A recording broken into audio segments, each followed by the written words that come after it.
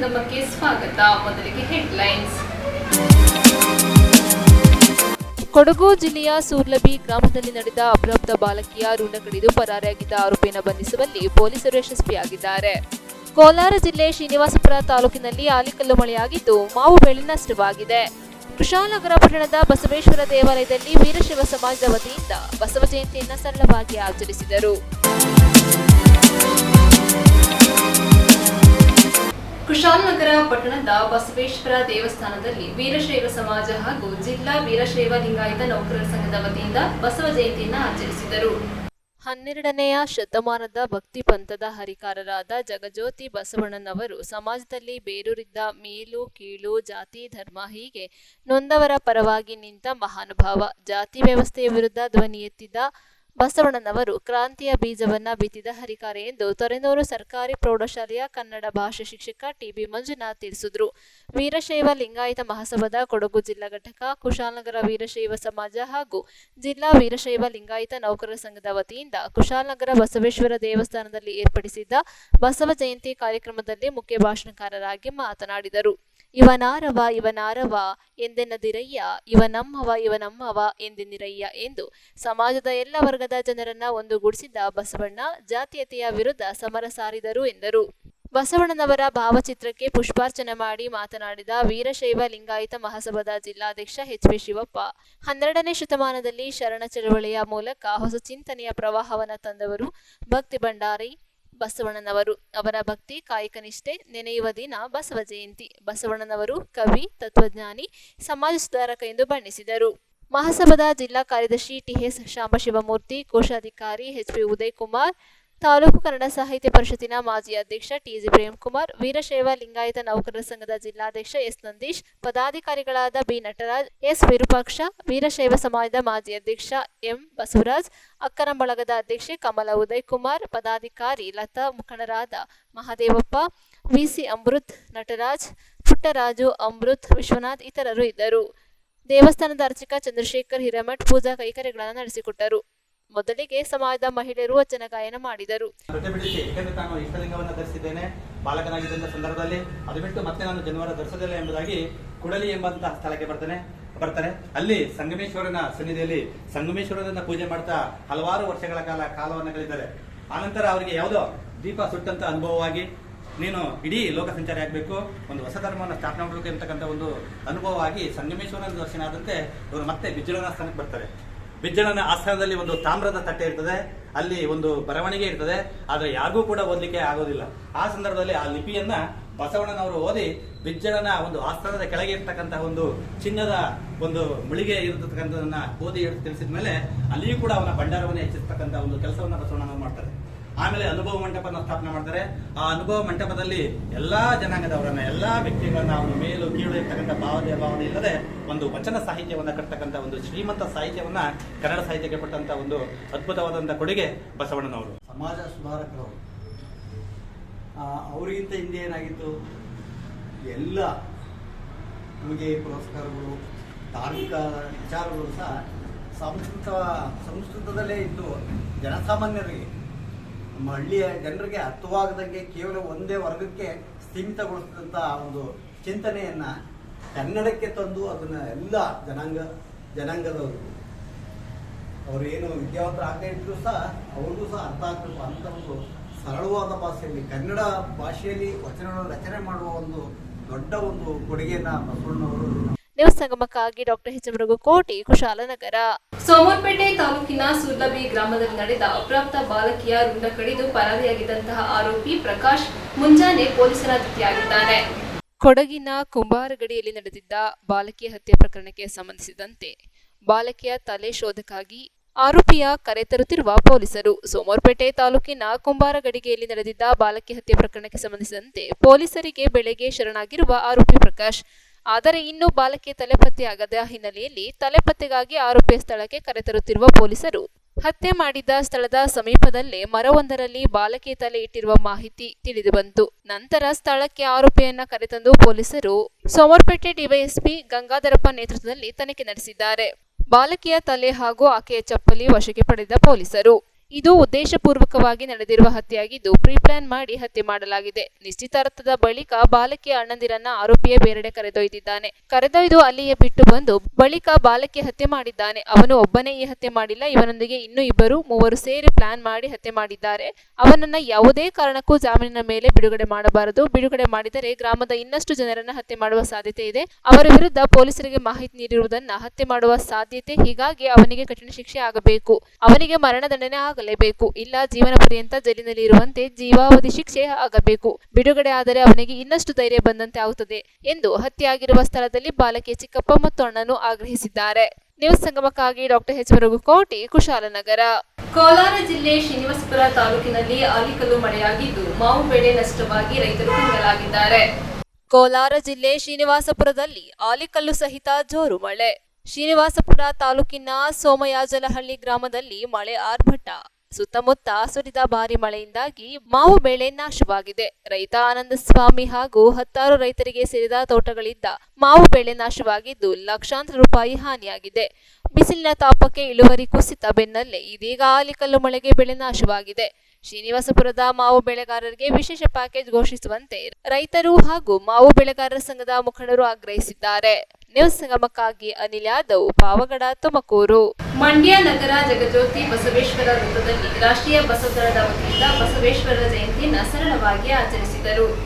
ಮಂಡ್ಯ ನಗರದ ಜಗಜ್ಯೋತಿ ಬಸವೇಶ್ವರ ವೃತ್ತದಲ್ಲಿ ಮಂಡ್ಯ ಜಿಲ್ಲಾ ರಾಷ್ಟ್ರೀಯ ಬಸವ ದಳ ಹಾಗೂ ಅಖಂಡ ಕರ್ನಾಟಕ ರಕ್ಷಣಾ ಸೇವಾ ದಳದ ವತಿಯಿಂದ ಜಗಜ್ಯೋತಿ ಬಸವೇಶ್ವರ ವೃತ್ತದಲ್ಲಿ 890ನೇ ಕರ್ನಾಟಕದ ಸಾಂಸ್ಕೃತಿಕ ನಾಯಕ ವಿಶ್ವಗುರು ಬಸವೇಶ್ವರರ ಜಯಂತಿ ಕಾರ್ಯಕ್ರಮವನ್ನು ಜ್ಯೋತಿ ಬೆಳಗಿಸುವ ಮುಖಾಂತರ ಅಖಂಡ ಕರ್ನಾಟಕ ರಕ್ಷಣಾ ಸೇವಾ ದಳದ ರಾಜ್ಯಾಧ್ಯಕ್ಷ ಸಿಂಹಶಿವಗೌಡ ಉದ್ಘಾಟಿಸಿದರು. ನಂತರ ಮಾತನಾಡಿ, ಜಗಜ್ಯೋತಿ ಬಸವಣ್ಣನವರು ಆದರ್ಶಗಳನ್ನು ಪ್ರತಿಯೊಬ್ಬರು ಮೈಗೂಡಿಸಿಕೊಂಡಾಗ ಸದೃಢ ಸಮಾಜ ನಿರ್ಮಾಣ ಮಾಡಲು ಸಾಧ್ಯವಾಗುತ್ತದೆ. ಬಸವಣ್ಣನವರು ಎಲ್ಲ ಜನರ ಶಾಂತಿಯ ತೋಟ ಎಂಬಂತೆ ಪ್ರತಿಯೊಂದು ಕಾಯಕದ ಬಗ್ಗೆ ಪ್ರತಿಯೊಂದು ವೃತ್ತಿಯನ್ನು ಗೌರವಿಸುವ ಮುಖಾಂತರ ಸಮತ ಸಮಾಜ ನಿರ್ಮಾಣ ಮಾಡಿದ್ದಾರೆ ಎಂದರು. ವಿಶ್ವಗುರು ಬಸವಣ್ಣನವರ ಭಾವಚಿತ್ರಕ್ಕೆ ಪುಷ್ಪಾರ್ಚನೆ ಮಾಡಿ ಮಾತನಾಡಿದ ಮಂಡ್ಯ ಜಿಲ್ಲಾ ರಾಷ್ಟ್ರೀಯ ಬಸವ ದಳದ ಜಿಲ್ಲಾಧ್ಯಕ್ಷ ಹಿರಿಯ ವಕೀಲ ಕಾಂಗ್ರೆಸ್ ಮುಖಂಡ ಎಂ ಗುರುಪ್ರಸಾದ್ ಮಾತನಾಡಿ, ಬಸವಣ್ಣನವರ ಆದರ್ಶಗಳನ್ನು ಮೈಗೂಡಿಸಿಕೊಂಡರೆ ಬಸವ ಭಾರತ ನಿರ್ಮಾಣ ಮಾಡಲು ಸಾಧ್ಯವಾಗುತ್ತದೆ. ಬಸವಣ್ಣನವರು ಜನಿಸಿದ್ದು ವಿಜಯಪುರ ಜಿಲ್ಲೆಯ ಬಸವನ ಬಾಗೇವಾಡಿಯಲ್ಲಿ. ತಂದೆ ಮಾದರಸ, ತಾಯಿ ಮಾದಲಾಂಬಿಕೆ. 12ನೇ ಶತಮಾನದ ಕನ್ನಡದ ಒಬ್ಬ ತತ್ವಜ್ಞಾನಿ, ಕಲಚೂರಿ ಅರಸನ ಬಿಜ್ಜಳ ಆಸ್ಥಾನದಲ್ಲಿ ಮಂತ್ರಿಯಾಗಿದ್ದರು ಹಾಗೂ ಸಾಮಾಜಿಕ ಸುಧಾರಕರಾಗಿದ್ದರು ಎಂದರು. ಇದೇ ಸಂದರ್ಭದಲ್ಲಿ ಸಮಾಜ ಸೇವಕರಾದ ಗುತ್ತಲು ನವೀನ್, ದಳದಪುರ ಶಿವಣ್ಣ, ಎಚ್.ಸಿ. ನಂಜಮಣಿ, ಮಧು, ಬೇಬಿ ಸಂಪತ್, ಚನ್ನಪ್ಪ, ವಿಶ್ವ, ಬಸವೇಶ್ವರ ಆಟೋ ನಿಲ್ದಾಣದ ಮುಖಂಡರಾದ ಯೋಗಾನಂದ, ಲೋಕೇಶ್, ಪುನೀತ್, ನವೀನ್, ಮಹೇಶ್ ಸೇರಿದಂತೆ ಅನೇಕ ಪದಾಧಿಕಾರಿಗಳು ಹಾಜರಿದ್ದು, ಕಾವೇರಿ ನಗರ ಹೌಸಿಂಗ್ ಬೋರ್ಡ್ ಹೊಸಳ್ಳಿ ಭಾಗದ ನಿವಾಸಿಗಳು ಹಾಜರಿದ್ದು ಕಾರ್ಯಕ್ರಮ ಯಶಸ್ವಿಗೊಂಡಿತು. ಬಸವದಳ ಅಧ್ಯಕ್ಷರಾದ ಶ್ರೀಮಾನ್ ಗುರುಪ್ರಸಾದ್ ಅವರೇ ಮತ್ತು ಕಾವೇರಿ ನಗರ ಹಿತರಕ್ಷಣಾ ವೇದಿಕೆಯ ಹಿರಿಯ ನಾಗರಿಕರಾದ ಡಾಕ್ಟರ್ ಮಲ್ಲಿಕಾರ್ಜುನ ಹಾಗೂ ಮತ್ತು ಹಿರಿಯ ನಾಗರಿಕರೇ ಎಲ್ಲ ಬಂದಿದ್ದೀರಿ. ಪ್ರತಿ ವರ್ಷವೂ ಗುರುಪ್ರಸಾದ್ ಅವರು ನಾಯಕರು ಹೋಗಿ ಬಸವೇಶ್ವರ ಆಚರಿಸ್ತಾ ಇದ್ದಾರೆ. ಎಲ್ಲ ತಾವು ಹಿರಿಯರು ಮತ್ತು ವಿವಿಧ ಇಲಾಖೆಗಳ ಜನಗಳೆಲ್ಲ ಭಾಗಿಯಾಗಿದ್ದೀರಿ. ಅವರ ಒಂದು ಕರ್ತವ್ಯಗಳನ್ನು ಕಾಯಕವೇ ಕೈಲಾಸ ಇವೆಲ್ಲ ಪ್ರತಿಯೊಂದು ನಾವು ಮನಗೂಡಿಸಿಕೊಂಡು ಪ್ರತಿಯೊಬ್ಬರು ಅವರ ಜೀವನವನ್ನು ಅಳವಡಿಸಿಕೊಂಡು ಬದುಕಬೇಕಾಗಿ ಕೋರ್ತೀವಿ. ಭಾಷೆಗಳೊಂದಿಗೆ ನಮ್ಮ ಒಂದೇ ಒಂದು ಮಾರ್ಗ ಏನು ಅಂದರೆ ಬಸವಣ್ಣನವರ ಆದರ್ಶ ತತ್ವಗಳನ್ನು ನಮ್ಮ ಜೀವನದಲ್ಲಿ ರೂಢಿಸಿಕೊಂಡು ಪ್ರತಿಯೊಬ್ಬರು ಸಹಬಾಳ್ವೆಯಿಂದ ಯಾವುದೇ ರೀತಿಯಾದ ಬಡವ ಬಲ್ಲಿದ ದೀನ ದಲಿತ ಅನ್ನೋ ಒಂದು ಯಾವುದೇ ರೀತಿಯ ಮತ ಭೇದವಿಲ್ಲದೆ ನಾವೆಲ್ಲ ಬದುಕಬೇಕು. ಅದೇ ರೀತಿ ಸಹಬಾಳ್ವೆಯಿಂದ ನಮ್ಮ ಬಸವಣ್ಣರ ಹಾಕಿಕೊಟ್ಟ ತತ್ವಗಳನ್ನ ಪರಿಪಾಲನೆ ಮಾಡ್ತಾ ನಾವು ಎಲ್ಲರಿಗೂ ಮಕ್ಕಳುಗಳಿಗೆ ಈಗಿನ ಒಂದು ಪ್ರಜೆಗಳಿಗೂ ಅಂದರೆ ಮಕ್ಕಳಿಗೂ ಸಹ ನಮ್ಮ ಮನೆಗಳಲ್ಲಿ ಅವರ ಆದರ್ಶಗಳನ್ನ ಮೈಗೂಡಿಸುವಂಥ ಕೆಲಸ ಮಾಡಬೇಕಾಗಿದೆ. ಅದು ಮಾಡ್ತಾ ಈ ಒಂದು ಕಾಯಕವಾಗಿ ಜಗಜ್ಯೋತಿ ಬಸವೇಶ್ವರರ ಆದರ್ಶಗಳ ತತ್ವಗಳನ್ನ ನಾವು ಪರಿಪಾಲನೆ ಮಾಡ್ತೀವಿ ಅಂತ ಹೇಳ್ತಾ ಅದಕ್ಕೆ ಅವಕಾಶ ಕೊಟ್ಟಿದ್ದ ಎಲ್ಲರಿಗೂ ಧನ್ಯವಾದಗಳು. ನಮಸ್ಕಾರ. ಓಂ ಶ್ರೀ ಗುರು ಬಸವಲಿಂಗಾಯ ನಮಃ. ಬಸವಣ್ಣವರು ಮೂಲತಃ ಬ್ರಾಹ್ಮಣ ಜಾತಿಯಲ್ಲಿ ಹುಟ್ಟರೂ ಕೂಡ ಅಲ್ಲಿ ಕೆಲವು ಆಚಾರ ವಿಚಾರಗಳು ಸರಿಯಿಲ್ಲ ಅಂತ ಹೇಳ್ಬಿಟ್ಟು ಶೈವ ಧರ್ಮಕ್ಕೆ ಬಂದು ಸಾವಿರಾರು ವಚನವನ್ನು ಹೇಳಿ ಕಳೆಬೇಡ, ಕೊಲೆಬೇಡ, ಉಸಿರು ನುಡಿಯಲು ಬೇಡ, ಅನ್ಯರಿಗೆ ಅಸಹ್ಯ ಬೇಡ, ನಿನ್ನ ಬೇಡ, ಇದುರು ಒಳೆಯಲು ಬೇಡ, ಇದೇ ಅಂತರಂಗ ಸುದ್ದಿ, ಇದೇ ಬಹಿರಂಗ ಸುದ್ದಿ ಅಂತ ಹೇಳಿದ್ದಾರೆ. ದೇವರು ಪಂಚಭೂತಗಳಲ್ಲೂ ಇದ್ದಾನೆ, ನಿಮ್ಮ ಹೃದಯದಲ್ಲೂ ಇದ್ದಾನೆ, ನಿಮ್ಮನೆ ಫೋಟೋದಲ್ಲೂ ಇದ್ದಾನೆ, ಎಲ್ಲ ಕಡೆಯೂ ದೇವರಿದ್ದಾನೆ. ದೇವರಿಲ್ಲದೆ ಇರೋ ಸ್ಥಳನೇ ಇಲ್ಲ. ಅದಕ್ಕೋಸ್ಕರ ನಾವು ನಮ್ಮ ಆತ್ಮಸಾಕ್ಷಿ ಒಪ್ಪು ರೀತಿ ಯಾವುದೇ ಉದ್ಯೋಗ ಮಾಡಲಿ ನಮ್ಮ ಆತ್ಮಸಾಕ್ಷಿ ಒಪ್ಪು ರೀತಿ ಮಾಡಿಕೊಂಡು ಹೋಗಬೇಕು. ನಾವು ಹಣ ಆಸ್ತಿ ಇತ್ಯಾದಿಗಳು ಹಿಂದೆ ಬೀಳಬಾರ್ದು. ನಾವು ಸತ್ಯ ಹರಿಶ್ಚಂದ್ರ ಒಂದು ಸುಳ್ಳು ಹೇಳ್ದೇ ಕೂಡ ಅವನು ದಾರಿಯಲ್ಲಿ ಹೋಗಿ ಒಂದು ಸುಳ್ಳು ಹೇಳಲಿಲ್ಲ. ಕೊನೆಗೆ ಹೆಂಡತಿ ಮಕ್ಕಳು ಅರಮನೆ ಎಲ್ಲ ಕಳ್ಕೊಂಡ. ಕೊನೆಗೆ ಶಿವ ಒಂದಕ್ಕೆ ಒಂದು ನಿಮಿಷದಲ್ಲಿ ಎಲ್ಲ ಅವನು ಬಂದ್ಬಿಟ್ಟು. ಅದಕ್ಕೆ ಬಸವಣ್ಣವರ ಒಂದು ವಚನದಲ್ಲಿ ಹೇಳ್ತಾರೆ, ನೀನು ಒಲಿದರೆ ಕೊನ್ನುವುದಯ್ಯ, ನೀನು ಒಲಿದರೆ ಬರಡು ಎನ್ನುವುದಯ್ಯ, ನೀನು ಒಲಿದರೆ ಸಕಲ ಪಡಿಪದಾರ್ಥಗಳು ಎದುರಲ್ಲಿ ಇರ್ತದಯ್ಯ ಅಂತ ಹೇಳಿದ್ದಾರೆ. ನಾವು ನಿಜವಾಗ್ಲೂ ಬಸವಣ್ಣವ್ರ ರೀತಿ ಹರಿಶ್ಚಂದ್ರ ರೀತಿ ಅದೇ ದಾರಿ. ಯಾರು ಸತ್ತಾಗ ಏನು ಒತ್ಕೊಂಡು ಹೋಗೋದಿಲ್ಲ, ವರದಾರನ್ನು ಬಿಚ್ಚಾಕಬೇಕು ಅಂತ ಹೇಳ್ತಾರೆ. ನಾವು ಅದಕ್ಕೆ ಆ ಜಾತಿ ಈ ಜಾತಿ ಅಂತ 10,000 ಕೋಟಿ ಇಷ್ಟು 100 ಕೋಟಿ ಇದೆಲ್ಲ ಬಿಟ್ಬಿಟ್ಟು ನಾವು ಮನುಷ್ಯರಾಗಿ ಸತ್ಯ ಧರ್ಮಕ್ಕೆ ಹೋದಾಗ ಅದು ನಮಗೆ ಶ್ರೇಯಸ್ಸಾಯ್ತದೆ, ನಮಗೆ ಮತ್ತು ಸಮಾಜಕ್ಕೆ ಒಳ್ಳೆಯದಾಗ್ತದೆ ಅಂತೇಳಿ ನಾನು ನನ್ನ ಮಾತು ಮುಗಿಸ್ತೇನೆ. ಲಕ್ಷಾಂತರ ವಚನಗಳನ್ನು ಬರೆಯೋದ್ರ ಮುಖಾಂತರ ಕನ್ನಡ ಭಾಷೆಗೆ ಹೆಚ್ಚು ಒತ್ತನ್ನು ಕೊಟ್ಟಂಥವರು ಜಗಜ್ಯೋತಿ ಬಸವಣ್ಣವರು. ಆ ನಿಟ್ಟಿನಲ್ಲಿ ಇವತ್ತು ನಾಡಿನಾದ್ಯಂತ ಬಸವಣ್ಣವ್ರ ಜಯಂತಿಯನ್ನು ಮಾಡ್ತಾ ಇದ್ದಾರೆ. ಬಸವಣ್ಣವ್ರು ಎಲ್ಲೂ ನನ್ನ ಪೂಜೆ ಮಾಡಿ ಅಂತ ಹೇಳಿಲ್ಲ, ಆದರ್ಶಗಳನ್ನು ಪಾಲನೆ ಮಾಡಿ ಅಂತಕ್ಕಂಥದ್ದು ಹೇಳಿದ್ದಾರೆ. ಇವತ್ತು ಮಕ್ಕಳು ದುಶ್ಚಟಕ್ಕೆ ಬಲಿ ಆಗ್ತಾ ಇದ್ದಾರೆ. ಮಕ್ಕಳು ದುಶ್ಚಟಕ್ಕೆ ಬಲಿ ಆಗಬೇಡಿ, ನೀವೆಲ್ಲ ಕಾಯಕವನ್ನು ಮಾಡಿ ತಂದೆ ತಾಯಿಗೆ ಗೌರವವನ್ನು ಕೊಡಿ ಅಂತಕ್ಕಂಥದ್ದು ಹೇಳಿದ್ದಾರೆ. ಶರಣ ಪರಂಪರೆಯನ್ನು ಜಾಗೃತಿ ಮೂಡಿಸ್ತಾ ಇದ್ದಾರೆ. ಆ ನಿಟ್ಟಿನಲ್ಲಿ ನಾವೆಲ್ಲ ಪುಸ್ತಕದಲ್ಲಿರ್ತಕ್ಕಂಥ ವಿಷಯ ನಿಮ್ಮ ಮಸ್ತಕಕ್ಕೆ ಹೋದರೆ ನಿಮ್ಮ ಮಸ್ತಕವೇ ಒಂದು ಪುಸ್ತಕವಾಗ್ತದೆ ಅನ್ನೋ ನಿಟ್ಟಿನಲ್ಲಿ ಲಕ್ಷಾಂತರ ವಚನಗಳನ್ನು ಬರೆದಿದ್ದಾರೆ. ಹಾಗಾಗಿ ತಮ್ಮ ತಮ್ಮ ಮನೆಗಳಲ್ಲಿ ಜಗಜ್ಯೋತಿ ಬಸವಣ್ಣವರ ಭಾವಚಿತ್ರಗಳನ್ನು ಇಟ್ಕೊಳ್ಳೋದ್ರ ಮುಖಾಂತರ ಅವರ ಆದರ್ಶಗಳನ್ನು ಮೈಗೂಡಿಸ್ಕೊಂಡ್ರೆ ಒಂದು ಸದೃಢ ಭವ್ಯ ಸಮಾಜವನ್ನು ನಿರ್ಮಾಣ ಮಾಡ್ಬೋದು. ಆ ನಿಟ್ಟಿನಲ್ಲಿ ಅವ್ರು ನೋಡಿ ಬರೀ ಮನುಷ್ಯರಿಗೆ ಏನಿಲ್ಲ, ಪ್ರಾಣಿ ಪಕ್ಷಿಗಳಲ್ಲೂ ಸಹ ದಯೆ ಇದೆ ಅಂತಕ್ಕಂಥ ಮಾತನ್ನು ಹೇಳಿದ್ರು. ಹಾಗಾಗಿ ನಾವೆಲ್ಲರನ್ನು ಗೌರವಿಸುವಂಥ ಸಂದರ್ಭ ಬಂದಿದೆ. ಇವತ್ತು ನೋಡಿ ನಮಗೆ ನೀರಿಲ್ಲದೆ ಭಾಳ ಸಮಸ್ಯೆ ಉಂಟಾಗಿದೆ. ಪರಿಸರವನ್ನು ಕಾಪಾಡೋಕ್ಕಾಗ್ತಾ ಇಲ್ಲ, ನೀರನ್ನು ಕಾಪಾಡೋಕ್ಕಾಗ್ತಾ ಇಲ್ಲ. ಮುಂದಿನ 2052ನೇ ಇಸ್ವಿಗೆ ಬರೀ 21 ಲೀಟರ್ ನೀರು ಕೊಡ್ತೀವಿ ಅಂತ ಹೇಳ್ತಾರೆ. ಇವತ್ತು ಎಷ್ಟೆಲ್ಲ TMC ನೀರಿದ್ದೇ ನಮಗೆ ನೀರಿಲ್ಲ ಅಂತ ಹೇಳ್ತೀವಿ. ಹಾಗಾಗಿ ಮುಂದಿನ ದಿವಸಗಳಲ್ಲಿ ಭಾಳ ಕಷ್ಟದ ಪರಿಸ್ಥಿತಿ ಬರ್ತದೆ. ಆ ನಿಟ್ಟಿನಲ್ಲಿ ನಾವೆಲ್ಲ ಪರಿಸರ ಸಂರಕ್ಷಣೆಯನ್ನು ಮಾಡೋ ನಿಟ್ಟಿನಲ್ಲಿ ಬಸವಣ್ಣವರ ಆದರ್ಶಗಳನ್ನು ಮೈಗೂಡಿಸೋಣ ಅಂತಕ್ಕಂಥ ಮಾತನ್ನು ಹೇಳ್ತಾ ಮತ್ತೊಮ್ಮೆ ಬಂದಿರತಕ್ಕಂಥ ತಮ್ಮೆಲ್ಲರಿಗೂ ಜಗಜ್ಯೋತಿ ಬಸವೇಶ್ವರರ ಜಯಂತಿ ಶುಭಾಶಯಗಳನ್ನು ಹೇಳ್ತಾ ನಮ್ಮ ಆಟೋ ನಿಲ್ದಾಣದ ಎಲ್ಲ ಪದಾಧಿಕಾರಿಗಳು ಭಾಳ ವಿಶೇಷವಾಗಿ ಪ್ರತಿ ವರ್ಷ ಇದೆಲ್ಲ ಸ್ವಚ್ಛತೆಯನ್ನು ಮಾಡಿಕೊಂಡು ಕಾರ್ಯಕ್ರಮವನ್ನು ಮಾಡ್ತಾಯಿದ್ದಾರೆ. ಅವ್ರಿಗೂ ಸಹ ಭಗವಂತ ಅವರ ಕುಟುಂಬದಲ್ಲಿ ಭವಿಷ್ಯದಲ್ಲಿ ಅವ್ರಿಗೆಲ್ಲ ಒಳ್ಳೇದು ಮಾಡಲಿ, ನಮ್ಮ ಯೋಗಾನಂದ ಟಿವಿಗೆಲ್ಲ ಅಂತ ಹೇಳ್ತಾ ನನ್ನ ಮಾತನ್ನು ಮುಗಿಸ್ತಾ ಇದ್ದೀನಿ. ಎಲ್ಲರಿಗೂ ಧನ್ಯವಾದ. ನ್ಯೂಸ್ ಸಂಗಮಕ್ಕಾಗಿ ಓಂ ಶಿಹಾನಿ, ಕುಶಾಲನಗರ. ಕ್ಯಾರ್ಪೇಟೆಯ ಪಟ್ಟಣದ ಕೃಷ್ಣ ಪ್ರತಿಷ್ಠಾನ ಕಚೇರಿಯಲ್ಲಿ ಜನಪರ ಹೋರಾಟಗಾರ ಸಿಂದಘಟ್ಟ ರವಿ ಅವರ ಅಕಾಲಿಕ ನಿಧನಕ್ಕೆ ಸಂತಾಪ ಸೂಚಿಸಿದ್ದಾರೆ. ಜನಪರ ಹೋರಾಟಗಾರ ಸ್ನೇಹಜೀವಿ ಸಿಂದಘಟ್ಟ ರವಿಕುಮಾರ್ ಅವರ ಅಕಾಲಿಕ ನಿಧನವು ನಾಗರಿಕ ಸಮಾಜಕ್ಕೆ ತುಂಬಲಾರದ ನಷ್ಟವಾಗಿದೆ ಎಂದು ಸಮಾಜ ಸೇವಕಿ ಮಾಜಿ ಸ್ಪೀಕರ್ ಕೃಷ್ಣ ಅವರ ಧರ್ಮಪತ್ನಿ ಇಂದ್ರಮ್ಮ ಕೃಷ್ಣ ತಿಳಿಸಿದ್ರು. ಕ್ಯಾರ್ಪೇಟೆ ಪಟ್ಟಣದ ಕೃಷ್ಣ ಪ್ರತಿಷ್ಠಾನದ ಕಚೇರಿಯಲ್ಲಿ ನಡೆದ ಸಂತಾಪ ಸೂಚಕ ಸಭೆಯಲ್ಲಿ ಭಾಗವಹಿಸಿ ರವಿಕುಮಾರ್ ಅವರ ಭಾವಚಿತ್ರಕ್ಕೆ ಪುಷ್ಪನಮನ ಸಲ್ಲಿಸಿ ಮಾತನಾಡಿದರು. ಕ್ಯಾರ್ಪೇಟೆ ತಾಲೂಕಿನ ಸಿಂದಘಟ್ಟ ಗ್ರಾಮ ಪಂಚಾಯಿತಿ ಅಧ್ಯಕ್ಷರಾಗಿ, ಹಾಲು ಉತ್ಪಾದಕರ ಸಂಘದ ಅಧ್ಯಕ್ಷರಾಗಿ, ಗ್ರಾಮದೇವತೆ ಶ್ರೀ ಲಕ್ಷ್ಮೀದೇವಿ ಅಮ್ಮನವರ ದೇವಾಲಯದ ಜೀರ್ಣೋದ್ಧಾರ ಸಮಿತಿ ಅಧ್ಯಕ್ಷರಾಗಿ ದಕ್ಷತೆಯಿಂದ ಕೆಲಸ ಮಾಡಿದ ರವಿಕುಮಾರ್ ಮಾಜಿ ಸ್ಪೀಕರ್ ಕೃಷ್ಣ ಅವರ ಮೆಚ್ಚಿನ ಶಿಷ್ಯರಾಗಿದ್ದರು. ಕ್ಯಾರ್ಪೇಟೆ ಕೃಷ್ಣ ಪ್ರತಿಷ್ಠಾನದ ಸ್ಥಾಪನೆಯಲ್ಲಿ ಮುಂಚೂಣಿಯಲ್ಲಿ ನಿಂತು ಕೆಲಸ ಮಾಡಿದ ರವಿ ಶ್ರೀ ಚೆನ್ನಕೇಶವ ರೈತ ಉತ್ಪಾದಕರ ಕಂಪನಿಯ ನಿರ್ದೇಶಕರಾಗಿಯೂ ಸೇವೆ ಸಲ್ಲಿಸುವ ಮೂಲಕ ನಾಗರಿಕ ಸಮಾಜದ ಉನ್ನತಿಗೆ ತಮ್ಮ ಅಮೂಲ್ಯ ಕಾಣಿಕೆ ನೀಡಿದ್ದರು. ಸದಾಕಾಲವೂ ಒಂದಿಲ್ಲೊಂದು ಕೆಲಸದ ಒತ್ತಡದಲ್ಲಿ ಇರುತ್ತಿದ್ದ ರವಿ ಅವರ ನಿಸ್ವಾರ್ಥ ಸೇವೆಯು ನಾಗರಿಕ ಸಮಾಜಕ್ಕೆ ಅವಶ್ಯವಾಗಿ ಬೇಕಾಗಿತ್ತು. ರವಿಯವರ ಅಕಾಲಿಕ ನಿಧನವು ಸಮಾಜಕ್ಕೆ ತುಂಬಲಾರದ ನಷ್ಟವಾಗಿದೆ ಎಂದು ಇಂದ್ರಮ್ಮ ಕಂಬನಿ ಮಿಡಿದರು. ಪ್ರತಿಷ್ಠಾನದ ನಿರ್ದೇಶಕರಾದ ಸಂತೆಬಾಚಳಿ ನಾಗರಾಜು, ಹಾದನೂರು ಪರಮೇಶ್, ಮನ್ಮೂಲ್ ಮಾಜಿ ಅಧ್ಯಕ್ಷ ಚನ್ನಿಂಗೇಗೌಡ, ಶಿವಣ್ಣ, ಹೆಮ್ಮನಹಳ್ಳಿ ರಮೇಶ್, ಮರಡಹಳ್ಳಿ ರಾಮೇಗೌಡ ಮತ್ತಿತರರು ಸಭೆಯಲ್ಲಿ ಭಾಗವಹಿಸಿದ್ದರು.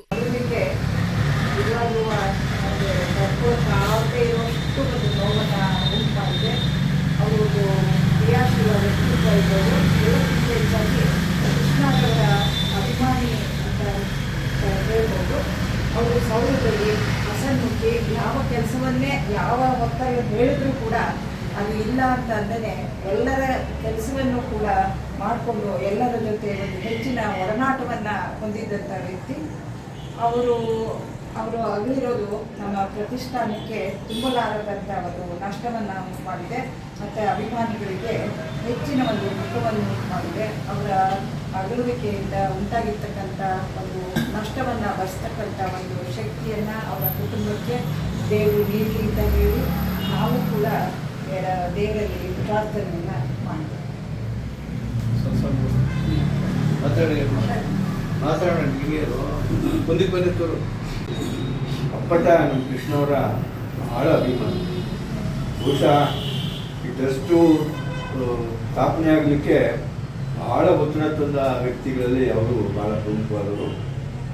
ಪಾಪ ಅವ್ರನ್ನ ದಿನನಿತ್ಯ ಅವ್ರ ಊರಿನ ಸಾರ್ವಜನಿಕ ಕೆಲಸವನ್ನ ಭಾಳ ಜನಕ್ಕೆ ಸಹಾಯ ಮಾಡ್ತಾ ಇದ್ರು. ನಾನು ಕಂಡಂಗೆ ಬೆಳಿಗ್ಗೆ ಎದ್ದರೆ ಕೃಷ್ಣಪೇಟೆಗೆ ಬಂದರೆ ಅವ್ರ ಊರಿನ ಸುತ್ತಮುತ್ತಲ ಹಳ್ಳಿ ಜನಗಳನ್ನ ಬಡವರಲ್ಲಿ ಏನೋ ಕೆಲಸ ಕಚೇರಿ ಕೆಲಸ ಬಂದರೆ ಓಡಾಡ್ಕೊಂಡು ಕೆಲಸ ಮಾಡ್ತಾಯಿದ್ರು. ನನಗೆ ಗೊತ್ತಿದ್ದಾಗೆ ಅವ್ರ ಊರಿನಲ್ಲಿ ಒಂದು ದೇವಸ್ಥಾನ ಜೀರ್ಣೋದ್ಧಾರಕ್ಕೂ ಕೂಡ ತುಂಬ ದೊಡ್ಡ ಗ್ರಾಮ ಸಿದ್ಧಘಟ್ಟ ಅಂತ ಇದರಲ್ಲಿ ಸಾಮಾನ್ಯ ಕುಟುಂಬದಲ್ಲಿ ಬಂದಿರ್ತಕ್ಕಂಥ ರವಿ ತುಂಬ ಹೆಸರು ಮಾಡಿದ್ರು. ಅವತ್ತು ಸತ್ತ ದಿವಸನೂ ಕೂಡ ಸಹಸ್ರಾರು ಸಂಖ್ಯೆಯಲ್ಲಿ ಜನ ಅಲ್ಲಿ ಬಂದಿದ್ದೇ ಸಾಕು. ಪಾಪ ಇನ್ನೂ ಚಿಕ್ಕ ಮಗು ಅವ್ರ ಅಗಲಿಕೆ ನೋವನ್ನು ಅವರ ಧರ್ಮಪತ್ನಿಯ ಕುಟುಂಬ ಯಾಕೆ ಸಹಿಸ್ತಾರೋ ಗೊತ್ತಿಲ್ಲ. ಭಗವಂತ ಅವರಿಗೆ ಚಿರಶಾಂತಿಯನ್ನು ಕೊಡಲಿ. ನಮ್ಮ ಟ್ರಸ್ಟ್ ವತಿಯಿಂದಲೂ ಕೂಡ ಅವರಿಗೆ ಇನ್ನೂ ನಮಗೆ ಭಾಳ ಆಸೆ ಇಟ್ಕೊಂಡಿರು. ನಮ್ಮ ಕೃಷ್ಣವರ ಹೆಸರಿನಲ್ಲಿ ಒಂದು ಭವನ ಆಗಬೇಕು, ಗ್ರಂಥಾಲಯ ಆಗಬೇಕು, ಈಗಂತೂ ಹಲವಾರು ಕನಸುಗಳನ್ನ ಏನಾದರೂ ಅಲ್ಲಿ ಮೊದಲು ಸೈಟನ್ನು ಮಾಡಿಬಿಡಿ ಅಂತ ಒತ್ತಡ ತರ್ತಿದ್ರಲ್ಲಿ ಭಾಳ ಪ್ರಮುಖ ಇದ್ದರು. ಹಾಗಾಗಿ ಇವತ್ತು ಟ್ರಸ್ಟ್ ವತಿಯಿಂದ ಅವರಿಗೆ ಸಂತಾಪ ಸೂಚಿಸಿದ್ದೇವೆ. ದೇವರು ಅವರ ಕುಟುಂಬದವರಿಗೆ ಧೈರ್ಯವನ್ನು ಸಂತಾಪ ತಡೆಯುವಂಥ ಧೈರ್ಯವನ್ನು ಕೊಡಿ ಅಂತ ನಾನು ಪ್ರಾರ್ಥನೆ ಮಾಡ್ತೀನಿ. ಪ್ರತಿಷ್ಠಾನದ ಸಕ್ರಿಯ ನಿರ್ದೇಶಕರಾಗಿ ನಮ್ಮ ಜೊತೆ ಪ್ರಾರಂಭದಿಂದಲೂ ಸಹ ನಮ್ಮ ಜೊತೆಲಿದ್ದವರು. ಕ್ರಿಯಾಶೀಲ ವ್ಯಕ್ತಿತ್ವ, ಪಂಚಾಯತಿ ಅಧ್ಯಕ್ಷರಾಗಿ, ಸೊಸೈಟಿ ಹಾಲು ಉತ್ಪಾದಕರ ಸಹಕಾರ ಸಂಘದ ಅಧ್ಯಕ್ಷರಾಗಿ, ಮತ್ತು ಈಗ ಮೊನ್ನೆ ಇದು ಸಿಂಧಘಟ್ಟಮ್ಮ ಅಂದರೆ ಲಕ್ಷ್ಮೀದೇವಿ ದೇವಸ್ಥಾನದ ಜೀರ್ಣೋದ್ಧಾರ ಸಮಿತಿ ಅಧ್ಯಕ್ಷರಾಗಿ, ನಮ್ಮ KR ಕೃಷ್ಣ ಪ್ರತಿಷ್ಠಾನದ ನಿರ್ದೇಶಕರಾಗಿ, ಮತ್ತು ಅದಕ್ಕಿಂತ ಹೆಚ್ಚಾಗಿ ವಿಶೇಷವಾಗಿ ನಮ್ಮ ಚನ್ನಕೇಶ್ವರಿ ಉತ್ಪಾದಕರ ಕಂಪನಿಯ ನಿರ್ದೇಶಕರಾಗಿ ನನ್ನ ಒಡನಾಡಿಯಾಗಿ ಪಾಪ ಭಾಳ ಆತ್ಮೀಯರಾಗಿದ್ದು. ಇಂಥ ವ್ಯಕ್ತಿತ್ವ ಭಾಳ ಎಲ್ಲರಿಗೂ ಬರೋದಿಲ್ಲ. ನಾನು ಭಾಳಷ್ಟು ಜನ ಸ್ನೇಹಿತರು ನೋಡಿದ್ದೀನಿ. ನಮ್ಮ ಜೀವನದಲ್ಲಿ ಬರೋ ಭಾಳಷ್ಟು ಜನ ಸ್ನೇಹಿತರು ಬಂದೋಗ್ತಾರೆ, ಉಳ್ಕೊಳ್ಳೋದು ಭಾಳ ವಿರಳ. ಅಂಥದ್ರಲ್ಲಿ ಮಾನ್ಯ ರವಿರವರು ನಮಗೆಂದೂ ಮರೆಯೋಕ್ಕಾಗೋದೇ ಇಲ್ಲ. ದಿನನಿತ್ಯ ಒಡನಾಟ ಇತ್ತು, ದಿನನಿತ್ಯ ಕ್ರಿಯಾಶೀಲರಾಗಿದ್ದರು, ಸಾರ್ವಜನಿಕ ಕೆಲಸ ಮಾಡ್ತಾಯಿದ್ರು. ಕೃಷ್ಣ ಅವರ ಅಭಿಮಾನಿ. ಎಲ್ಲಕ್ಕಿಂತ ಹೆಚ್ಚಾಗಿ ಕೃಷ್ಣ ಅವರ ಹೆಸರಿಗೆ ಕಳಂಕ ಬಂದಾಗ ಅವರು ಸಹಿತಾನೆ ಇರಲಿಲ್ಲ. ಅಂಥ ಒಂದು ವ್ಯಕ್ತಿತ್ವ ಇದ್ದಂಥ ಕಳ್ಕೊಂಡಿದ್ದೀವಿ. ಇದು ತುಂಬ ಕಷ್ಟ. ಭಗವಂತ ಅವ್ರಿಗೆ, ಅವ್ರ ಕುಟುಂಬಕ್ಕೆ, ಅವ್ರಿಗೆ ಆತ್ಮಶಾಂತಿಯನ್ನು ಕೊಡಲಿ. ಅವ್ರ ಕುಟುಂಬಕ್ಕೆ ಇವರ ಬರೆದಿರುವಂಥ ಕಳ್ಕೊಂಡಿರ್ತಕ್ಕಂಥ ನಷ್ಟವನ್ನು ತುಂಬಿಸ್ತಕ್ಕಂಥ ಶಕ್ತಿಯನ್ನು ಭಗವಂತ ಅವ್ರ ಫ್ಯಾಮಿಲಿ ಕೊಡಲಿ ಅಂತೇಳಿ ಈ ಸಂದರ್ಭದಲ್ಲಿ ಪ್ರಾರ್ಥನೆ ಮಾಡ್ಕೊಂಡು ನಮ್ಮ ಪ್ರತಿಷ್ಠಾನದ ಪರವಾಗಿ ಅವರಿಗೆ ಇವತ್ತು ಶ್ರದ್ಧಾಂಜಲಿಯನ್ನು ಅರ್ಪಿಸಿದ್ದೀವಿ. ಅವ್ರಿಗೆ ಒಳ್ಳೆಯದಾಗಲಿ, ಭಗವಂತ ಅವ್ರ ಕುಟುಂಬಕ್ಕೆ ಧೈರ್ಯ ತುಂಬಿ ಅಂತೇಳಿ ಪ್ರಾರ್ಥನೆ. ನ್ಯೂಸ್ ಸಂಗಮಕ್ಕಾಗಿ doctor KR Neelakanta, KR Pete. ಕೊನೆಯಲ್ಲಿ ಮತ್ತೊಮ್ಮೆ ಹೆಡ್ಲೈನ್ಸ್. ಕೊಡಗು ಜಿಲ್ಲೆಯ ಸೂರ್ಲಬಿ ಗ್ರಾಮದಲ್ಲಿ ನಡೆದ ಅಪ್ರಾಪ್ತ ಬಾಲಕಿಯ ಋಣ ಕಡಿದು ಪರಾರಿಯಾಗಿದ್ದ ಆರೋಪಿಯನ್ನು ಬಂಧಿಸುವಲ್ಲಿ ಪೊಲೀಸರು ಯಶಸ್ವಿಯಾಗಿದ್ದಾರೆ. ಕೋಲಾರ ಜಿಲ್ಲೆ ಶ್ರೀನಿವಾಸಪುರ ತಾಲೂಕಿನಲ್ಲಿ ಆಲಿಕಲ್ಲು ಮಳೆಯಾಗಿದ್ದು ಮಾವು ಬೆಳೆ ನಷ್ಟವಾಗಿದೆ. ಕುಶಾಲನಗರ ಪಟ್ಟಣದ ಬಸವೇಶ್ವರ ದೇವಾಲಯದಲ್ಲಿ ವೀರಶೈವ ಸಮಾಜದ ವತಿಯಿಂದ ಬಸವ ಜಯಂತಿಯನ್ನು ಸರಳವಾಗಿ ಆಚರಿಸಿದರು. ಇಲ್ಲಿಗೆ ನ್ಯೂಸ್ ಸಂಗಮ ಮುಕ್ತಾಯವಾಯಿತು. ಸುದ್ದಿ, ಮಾಹಿತಿ, ಮನೋರಂಜನೆಗಾಗಿ ನೋಡ್ತಾ ಇರಿ ಸಂಗಮ ಟಿವಿ. ವಂದನೆಗಳೊಂದಿಗೆ ಸುಪ್ರೀತಾ LN.